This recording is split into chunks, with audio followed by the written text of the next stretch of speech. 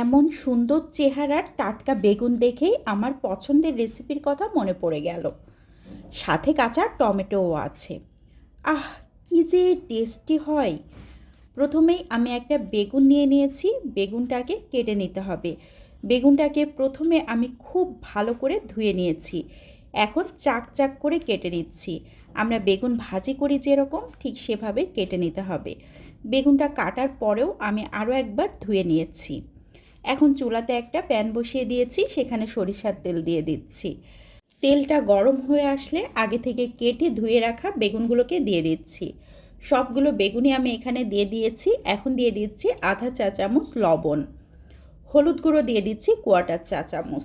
লবণ হলুদ সুন্দর করে মাখিয়েও দেওয়া যায়, আবার এইভাবে দিলেও হয়। তো এখন ঢাকনা দিয়ে ঢেকে রেখে দিচ্ছি। একটা সাইড যখন হয়ে আসবে তখন ঢাকনা খুলে অপর সাইডটা উল্টে দিতে হবে। তো একটা সাইড হয়ে গিয়েছে, আমি উল্টে দিচ্ছি। এভাবে বেগুনগুলোকে আমি ভেজে নিব। আমরা যেভাবে সাধারণত বেগুন ভাজি করি ঠিক সেভাবেই ভেজে নিতে হবে।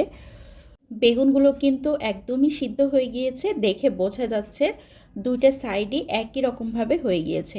এখন আমি চামচ দিয়ে সবগুলোকে খুব সুন্দর করে একটু ম্যাশ করে নেব, যাতে ভেতরে যে পানি আছে সেই পানিটাও শুকিয়ে যায়।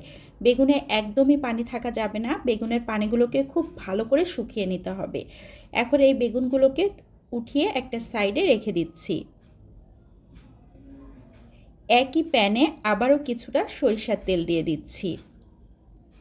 এখন দিয়ে দিচ্ছি কাঁচা টমেটো। আমি টমেটোগুলোকে চাক চাক করে কেটে নিয়েছি। বেগুন যেভাবে কেটে নিয়েছি ঠিক সেভাবেই কেটে নিয়েছি। আর আমি এখানে কাঁচা টমেটো ব্যবহার করেছি, এটাতে অন্যরকম একটা টেস্ট আসবে, খুবই মজার হয়। কাঁচা মরিচ দিয়ে দিয়েছি। আমি দেখার সৌন্দর্যের জন্য একটু লাল মরিচ ব্যবহার করেছি। সবুজ কাঁচা মরিচটা দিলেও হবে, কোনো সমস্যা নাই। আর রসুন কুচি দিয়ে দিয়েছি 2 টেবিল চামচ। এখন ঢাকনা দিয়ে ঢেকে রাখলাম। খুব সুন্দরভাবে যখন একটা সাইড হয়ে যাবে তখন উল্টে দিতে হবে। একদম বেগুন আমরা যেভাবে ভাজি করেছি টমেটোগুলোও কিন্তু ঠিক সেভাবেই ভাজি করে নিব। আবারও ঢাকনা দিয়ে ঢেকে অপেক্ষা করব অপর সাইডটা হওয়ার জন্য। তো অপর সাইডটাও খুব সুন্দরভাবে হয়ে গিয়েছে, সব কিছু কিন্তু একদম ভাজি ভাজি হয়ে গিয়েছে। আমি উল্টে পাল্টে খুব সুন্দর করে ভেজে নিয়েছি। এখন একটা সাইডে উঠিয়ে নিয়েছি। পেঁয়াজ কুচি নিয়ে নিচ্ছি। পেঁয়াজ কুচিটা একটু বেশি করে নিলেই ভালো হবে। যারা কাঁচা পেঁয়াজটা খেতে পছন্দ করেন না তারা একটু ভেজে নিতে পারেন। তো আমার মনে হয় এই রেসিপিতে কাঁচা পেঁয়াজ দিলে সব থেকে বেশি টেস্ট হবে।